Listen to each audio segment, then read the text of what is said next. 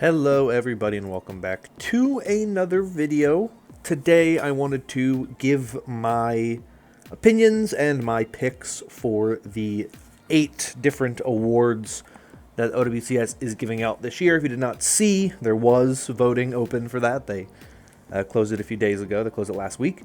And so today I just wanted to give my opinions on who I think should win all of those awards, who I chose for each of those awards, and just give general thoughts on kind of who I think were some of the best players in the league this year. If you did not see what the awards were, they did 8 different awards this year. All of them are different MVP awards. There's one MVP award for each region. So there's an NA MVP, an EMEA MVP, and an Asia MVP. And then there's also an MVP for each role. And so they have MVP for tank, MVP for hit scan DPS, MVP for flex DPS, MVP for flex support, and MVP for main support. So they went with some of the old school distinctions, which is of course an interesting thing to do because they do exist still in this game, but there's obviously a lot of crossover that it makes it kind of difficult to say for sure. I think in both of those instances,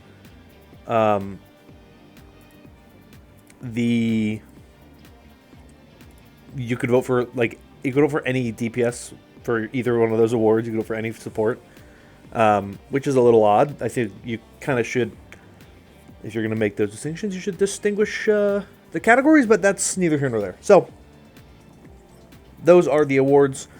One little caveat I do want to give, because I think it's important to note. For the regional awards, I limited my selections to only players who are from that region. I truly don't think it really matters in this case. Obviously, you look at North America, you have some really good players from Korea playing in North America. Specifically, on Toronto Defiant, you have Merit, 2 phenomenal players who do contribute a lot to that team. But I do think that you need to highlight the actual players playing from and in that region for each of them. And to be quite honest with you, I think the North American MVP is an actual player from North America, so it doesn't really matter. But I just want that known that was a thing that I decided on, and it's just something to keep in mind when I'm going through all of these. But without further ado, let's jump in, and why don't we start with North America as the first region. I do have a couple runner-ups that I will mention before I tell you who the actual award winner is. North America is a very interesting region. Obviously, it was dominated by the Toronto Defiant all year. No team made 2 grand finals outside of the Defiant. You know, you had TSM, formerly Timeless, in Stage 1. Then you had M80 in Stage 2, NRG Shock in Stage 3, Nightmare in Stage 4. And the Defiant won every single one. Sometimes they had to win from the lower bracket. Sometimes they went in from the upper bracket, but they managed to win all of them. So they've been a very dominant team. So it is kind of hard to really find players on some of those other rosters that did a very good job. But I do have 2 in particular I wanted to shout out this time, which are Infected and Seeker. I think both of them had a very good year this year. I think the difficulty putting Infected as MVP is just that he was on 2 different teams. You know, he started with Students of the Game that became Energy Shock and then left and joined Nightmare. And the difficulty there is that there's an argument to be made that both of those teams had their best results before or without Infected. You know, Energy Shock, they got second in Stage 3. Infected was not on the team when that happened. And Nightmare qualified for Esports World Cup without Infected, and then he joined when they were there already. So they're 2 very good players, obviously, Infected and Seeker, huge part of Nightmare's success, a big part of why that team was so good down the stretch. But I just don't think that you could make an argument that anybody outside of the Toronto Defiant deserves the award. You could put pretty much anybody on the Defiant here in the runner-ups section. But ultimately, I gave the NA MVP to Sugar Free because he just was one of the best players in the region this year. He was very, very good. And truly that game against Shikigami where Sugar Free didn't play for the first 2 maps, they lose the first 2 maps, Sugar Free comes back in and they reverse sweep. That kind of solidified it for me. he's been a very good DPS player all year. He's been super solid all year. He's been among the best players in the world at his role so far this year. And he's been a huge part of the Defiant's success as a team as well. I don't think this team would have been nearly as good as they were without Sugar Free there. I think he is such a huge driving factor to this team's success. He is such a really, really, really talented player who brings so much energy and fire into the game that, you know, he comes up big and clutch in massive moments that you need him to do so. And he does it consistently, and he does it pretty much every single time. And when you watch what he has been able to do and what the team has done around him, it's just been an incredible year for him, and he's been a huge driving part of this team's success. Arguably the best player that North America has ever produced in Overwatch. Obviously, people may have different opinions, but I think he is certainly among them. And he's been a phenomenal player all year, and I think you can't really argue that he isn't at least in the conversation for NA MVP. And he's my pick. I think he's been very good, and I think he deserves it quite a lot. And I think he really is the best player to come out of North America this year, and maybe, like I said, of all time. Moving on to EMEA. This one, to me, was so easy to pick. You already know who it's going to be. I'll throw out a couple names that I thought had pretty good years as well. But this is one of those ones where there was never even a conversation to me. I didn't even have multiple names that ran through my mind. I did with North America, but in EMEA there was only one guy. But for a couple of runner-ups, I chose Hottie, I chose Shockwave. I thought Hottie had a pretty good year with SSG. I thought he had a pretty good run on the tank role. Obviously, I think considering they had to pick up KSA for Stage 4 and going into the playoffs, you have a sense that they really felt a bit more need to get someone who can play that off-tank role at a high level that Hottie just doesn't bring. But Hottie obviously is like the backbone of this team. Well, backbone is the backbone of this team, but the lifeblood of this team, of course, is Hottie. And he really is kind of the leader of this team that brings them together, and they had a very good year this year. They were one of the top teams in EMEA. Depending on what metric you go by, they were either the best or the second best. And so I think he had a good year. And Shockwave, I was really impressed by what he did at the beginning of the year on Ex Oblivione, and then moving over to Virtus Pro. I thought that, he really did try his hardest to carry Virtus Pro over the line in that final game against Twisted Minds in Stage 4. They win that, they win that final map, they're in. They are the ones going to compete at Stockholm. And Shockwave was not the reason why they didn't win that game. He really did everything he could to try to win them that game. He was popping off. It was a great hit scan duel between he and Quartz. Just such a good year for him.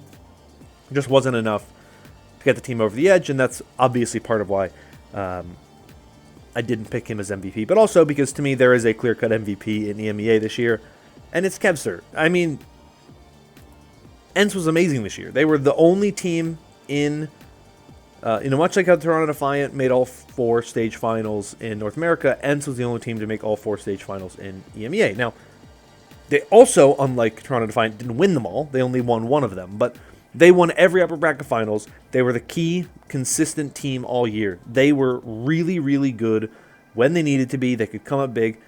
And yeah, they didn't win every single grand finals.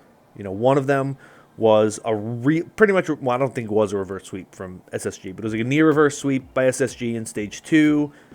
Stage 1 was just Twisted Minds really kind of playing at their best, and Stage 4 was SSG really playing at their best as well. But Stage 3, that win from ENCE was dominant, and Kevster was key and instrumental to this team's success all year. I really don't think there's a lot of pushback against Kevster as MVP in EMEA. I think he simply is the best player in EMEA this year, and there's not a lot more he could have done this year. Truly, he was just phenomenal this year. He has been one of my shortlist players to win the MVP in the Overwatch League the past several years. 2022, I think he almost won it. I think he was second in the voting. He's been so good this year. He deserves all the praise, all the love. He really does deserve some kind of award at some point, an MVP award. This is, I think, when he finally gets it, because he's been at the top of the game for a while. Not even just in Europe, but in the world, he's been one of the best, and hopefully he gets the love he deserves this time around. Moving on to Asia, I have one runner-up I'm going to mention, and that's Proper. That means you know who I picked as my winner, but this was a year with two teams really dominating. You had Crazy Raccoon, and then you have Team Falcons. Crazy Raccoon, way more dominant the first half of the year. Even going into the second stage, they were pretty dominant. And then once the playoffs hit, patch changed, things are a little different. All of a sudden now, Team Falcons looks a little bit better. Though Crazy Raccoon did win the upper bracket finals. It was a 7-map series in that grand finals that Team Falcons was able to pull away. And Proper, the big kind of star player on that Falcons roster, despite the fact that it is a roster full of star players, Proper certainly is the guy that you look to kind of carry that team and bring them to the best results possible. But I am giving the MVP in Asia to Lip. Man deserves to finally get his MVP award. I picked him last year to win it in the Overwatch League. He didn't. It went to someone. Not a bad choice either. But this is the one where I think Lip certainly should get it. I think when you look at how good Crazy Raccoon was this year, how consistently good they were, how good they were in Esports World Cup, how good they were in Stage 1, how good they were in Stage 2 before the playoffs. Lip was the driving force for this team. He has been a phenomenal player, arguably among the best DPS players in the world for a long time. And I don't think he's won anything. He won a Grand Finals MVP, but I don't think he's won. He didn't win Rookie of the Year because he was rookie the same year as Alarm. He didn't win MVP at any point in time because it was Proper in 2022. It was someone in 2023, 2021. Why do I not remember who won in 2021? That's embarrassing. 2020 when he maybe could have won it. It went to Fleta. But yeah, it was a not the best. I cannot believe I don't remember who won the 2021 Overwatch League MVP. That is really embarrassing. And I'm gonna look it up and be like, oh yeah, of course. Leave, that's right. Of course it was Leave. Gosh. Silly me. Anyway, Lip deserves an award this year. He deserves an MVP award this year. He had such a good year. He was unbelievable. And when you look at what he was able to do on a team that, Team Falcons, we all knew was going to be a good team, right? You look at the players on that roster, it is a super team top to bottom. This Crazy Raccoon roster is good, and we know it has good pieces, but it has a lot of players who still have to kind of prove themselves. Junbin and Max did not have a great year on the San Francisco Shock last year. You have Hee-Sang, who was kind of up and down, inconsistent, didn't have a great run during his time in the Overwatch League. He didn't look great on the Shock, looked better on the Titans, but still was a player kind of voting to prove himself thing. Shu, obviously veteran guy, you knew he was going to be good. Chorong has, moved into that veteran category, has become one of those top players. But really, this was Lip's team to be a leader and to really rally the team around him. And he did it with flying colors. He succeeded in ways that I don't think most people expected. I think everyone knew this was going to be a good team this year. I don't think people thought they were going to be the most dominant team for pretty much the entire year. And Lip was a huge driving force of that, and I think there's no real argument, in my opinion, against Lip winning. Proper could win, but I think it would be wrong. I truly think this year there is so much evidence that supports Lip having the best year of the DPS players in Asia, of any player in Asia, of any player in the world. I think he was the best player in the world this year. If I had to pick one MVP this year, it would be Lip, because I think he was that good. And so I'm going to give him the love here for the Asia MVP. Moving on to the tank MVP and the role-specific MVPs. Lots of good players on tank, obviously. This is such an interesting one. But I'm going to be honest with you. The reason why I chose who I chose was because most of the best tanks in the world this year were on rosters with two tanks, right? You think about Hanbin or Junbin, right? Falcons and Crazy Raccoon, they also had backups. Hanbin also had Smurf, Junbin also had Max. You think of Vistola on Ents. He got to play alongside Chase. and LH Cloudy early in the year. Hottie didn't have KSA for most of the year, and then they brought KSA in to kind of ensure that they could run what they needed to. Infected was not the only tank. I think he may have been when he was on Students of the Game, but then on Nightmare, they also had Clear. And I think Infected, like I said before, he played on 2 different teams. It's hard to kind of give him that credit.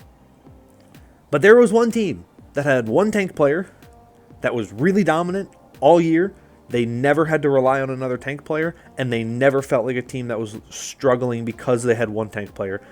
And that is the reigning Overwatch League MVP, someone now on the Toronto Defiant, where I think he truly was the most valuable tank player on any roster this year. Because, like I said, that team was able to compete at the highest level with one tank who had to cover whatever they needed him to play. And he did it successfully, stage after stage after stage after stage. There was not a single moment where I looked at the Defiant and I thought, oh, someone's an issue. And that's so rare in this, in Overwatch in today's day and age. I think we are getting to a point, I think we're probably another year or two out from when we get like the huge boom in this happening. But I think we will get to a point where the tank players that are joining teams are very well versed on a lot of different tanks, because obviously Overwatch 2 is different from what we got in Overwatch 1. And I think what you're going to start to see is, as the meta in the Overwatch scene develops around a core group of like 4 or 5 tanks, regardless of like traditional role. So like if that ends up being like Winston, Sigma, Diva, Orisa, and Ramatra, for example, right? If that's like the core 5 tanks that are the meta going forward, well, most tank players who are coming up in the ladder now are just going to focus on those 5, maybe 6 tanks, whatever it ends up being, and they're going to be good enough on those tanks, and they're going to know how to play, you know. We're going to see an evolution, I think, where there's probably a bit of a kind of like uniform kind of type of tank play that develops, where it's just more like, what are you playing against? What kind of map are you on? Do you need the more vertical movement of Winston or Diva? Or do you need the like sustainability, kind of hard to kill nature of an Orisa? Do you need the pokiness of a Sigma? Whatever it kind of ends up being is going to be the way things are. But I think we are going to see a bit more of a uniform style of tank play, unless 6v6 comes back, but I don't think it will. But someone really is right now the only tank player in the world playing at the highest level that really is able to play the entire gambit of tanks. Yes, there are some tanks he's better than others. Like, he's a much better Winston than he is a Diva, for example. But I don't think of this team as one that suffers because of someone. And even if he's not great on a tank like Diva, they will find ways to make Winston work even when he's not the best pick, because someone's just that good on the role that he can just kind of take over games and do what he needs to do.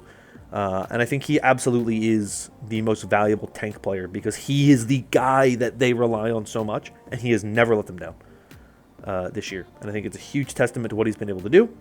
I think he's a phenomenal player, and I think he absolutely deserves the tank MVP for this year. For Hitscan MVP, a few runner-ups that I have here. I got Seeker, Merit, Sparker, Quartz, really just talented Hitscan players that have had pretty good years. Seeker, I think, had such a phenomenal year for Nightmare. I think Nightmare's looked really good, and they've looked like they've been able to compete because of Seeker. Merit on that Toronto Defiant roster has just been really good. I mean, he is one of the best Hitscan players in the world right now. I think this year we lost a lot of really good Hitscan players going into OWCS. I think a lot of them left to other games or retired because a lot of them are kind of older veteran guys. And so we're seeing kind of a new breed of a lot of them come in, or we're seeing some of these ones who were not as highly thought of really kind of come into their own. Players like Sparker or Seeker, who were good, but I think they've really kind of elevated their play this year. And Merit has been able to kind of sustain that in a way. And then Quartz is a guy who's been super, super talented for years, but has just never been able to play on the biggest stages. Teams not giving him chances. And he is so good. He is mechanically one of, if not the most mechanically talented Hitscan players I have seen play in a long time. He is just incredible. And he has a lot of that kind of Carpe factor where you just kind of let him play Widow or play the hit scan role in the way that he wants to, because he just does what he needs to do every time. And it's so rare to find players like that where, like, oh no, we can have one of our players literally do something that definitively, like, on paper isn't a good idea. Like, going Widow at this point isn't a good move, but Quartz is going to hit all the shots he needs to hit, and we're going to win the fights because Quartz is just going to kill everybody. Like, that's a dominant thing that Quartz does, that he is able to really elevate this team in a way that you don't get with a lot of hitscan players. And so it's good to see that kind of elevation of hitscan.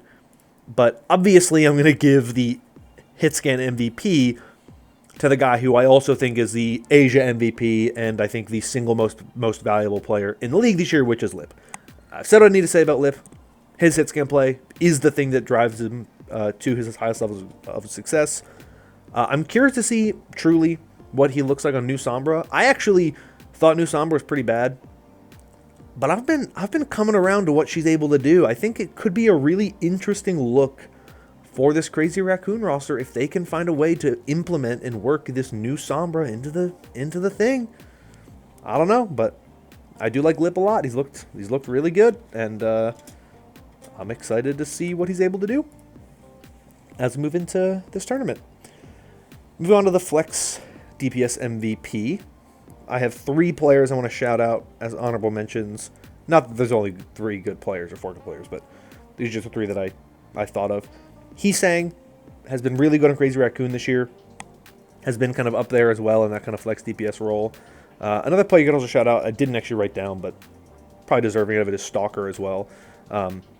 He plays a lot of those Flex roles, but he plays it alongside Proper. Proper kind of does whatever he needs to do, and he'll play whatever, so you get a lot of different things. But he's had a good year as well. I also have Sugar Free and Kevster on here, the other MVPs. For me, they're both Flex DPS players, and they're phenomenal. And they're both huge parts of their team's success. And I think when you look around the league, they are 2 of the best in their role, period. But I have to give it to Proper. He had a bit of an interesting year this year because he did play a lot more hit scan, especially earlier in the year before Happy joined the roster. But the thing about Proper is that he is the most flex player we've ever had. I think he can play Tracer at a high level. He can play Genji at a high level. He can play Widowmaker at a high level. He can play Cassidy at a high level. You name the hero on the DPS role, he can pretty much play at a high level. He can play Mei. He can play Sin. He can whatever. He can play literally anything. So he is the most flexible flex player there is. He's definitely more of a traditional flex DPS player. He definitely looks better and looks more comfortable on the Genji, on the Tracer, on that side of the game, on the Pharah, stuff like that. And that's why I'm really glad they picked up Happy later in the year, because I think when you need hard hit scan, Proper should not be the guy playing it. When you need like double hit scan, well then yeah, you can put Proper in there on a hit scan roll and you're fine.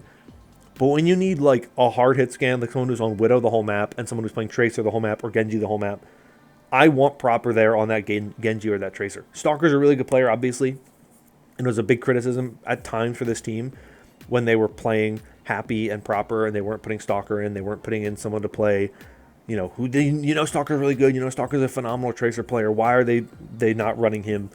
Why are they running, Happy instead? But I just think Proper is such a carry player. You want him on that roster, and he can play so much. Like, yeah, he's a flex player. He's a really good flex player, and he can play pretty much whatever you want. And I think he deserves a lot of credit for it, and that is the thing that I am most excited about with him on the roster. I've never been the biggest Proper fan, but he is just so good. He obviously is the most valuable flex DPS player in the world, because he is truly a flex DPS in a way that nobody else is.